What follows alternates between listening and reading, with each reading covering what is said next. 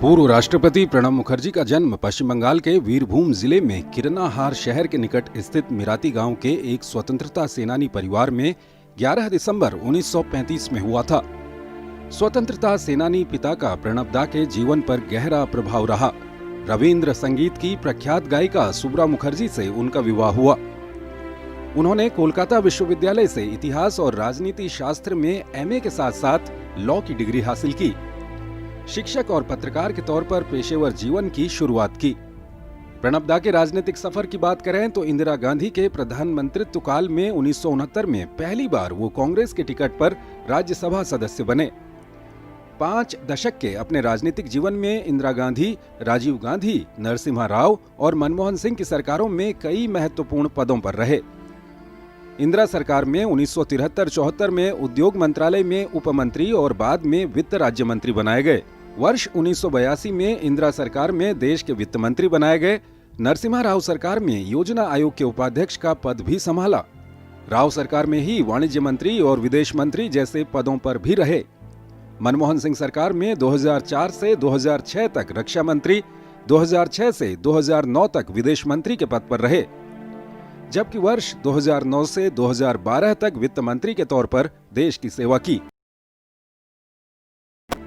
वर्ष 2012 में वो देश के राष्ट्रपति चुने गए।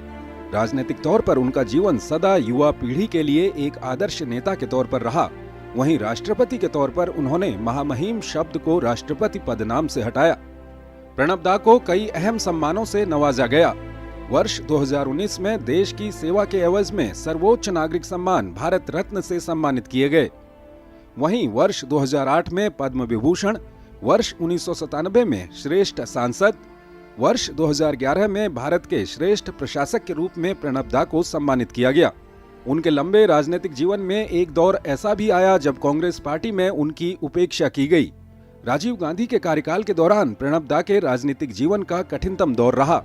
कैबिनेट मंत्री का पद छीनकर प्रदेश कांग्रेस कमेटी का काम देखने पश्चिम बंगाल भेज दिए गए थे। पार्टी और सरकार में उपेक्षा से नाराज प्रणब दा ने कांग्रेस से नाता तोड़कर राष्ट्रीय समाजवादी कांग्रेस के नाम से अपनी अलग पार्टी भी बनाई। हालांकि कुछ समय बाद वो फिर से कांग्रेस पार्टी में वापस आ गए।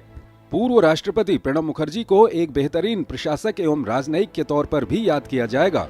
अंतर्राष्ट्रीय मुद्रा कोष, विश्व बैंक, एशियाई विकास बैंक, अफ्रीकी विकास बैंक के निदेशक बोर्ड में रहने वाले प्रणब मुखर्जी ने वर्ष 1982, 1983, 1984 में राष्ट्रमंडल वित्त मंत्रियों के सम्मेलन में भारतीय प्रतिनिधिमंडल का नेतृत्व भी किया।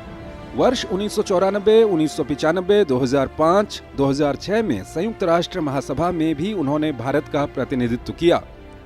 ऑकलैंड में आयोजित 1995 में राष्ट्रमंडल देशों के प्रमुखों के सम्मेलन में भारत का प्रतिनिधित्व भी उन्होंने किया।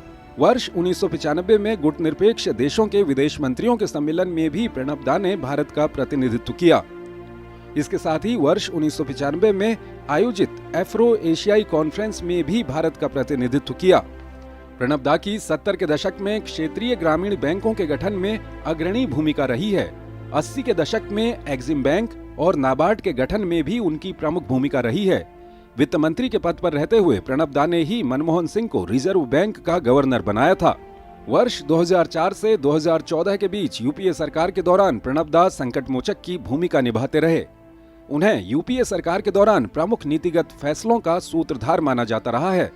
प्रशासनिक सुधार, सूचना का अधिकार हो या रोजगार का अधिकार, खाद्य सुरक्षा, ऊर्जा सुरक्षा आदि जैसे अहम मुद्दों पर पहल के प्रणेता रहे प्रणब दा। यूपीए सरकार में 95 अधिकार प्राप्त मंत्रिमंडल समूहों के अध्यक्ष रहे। प्रणब दा ने भारतीय अर्थव्यवस्था और राष्ट्र निर्माण पर कई पुस्तकों का लेखन भी किया। भारत रत्न प्रणब मुखर्जी को एक ऐसे व्यक्तित्व के तौर पर याद किया जाएगा जिनकी प्रशासनिक क्षमता अद्भुत थी। साथ ही धर्म और संस्कृति को लेकर उनका लगाव बेहद गहरा था।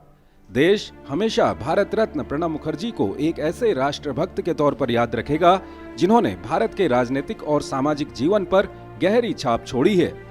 Bureau report, DD news.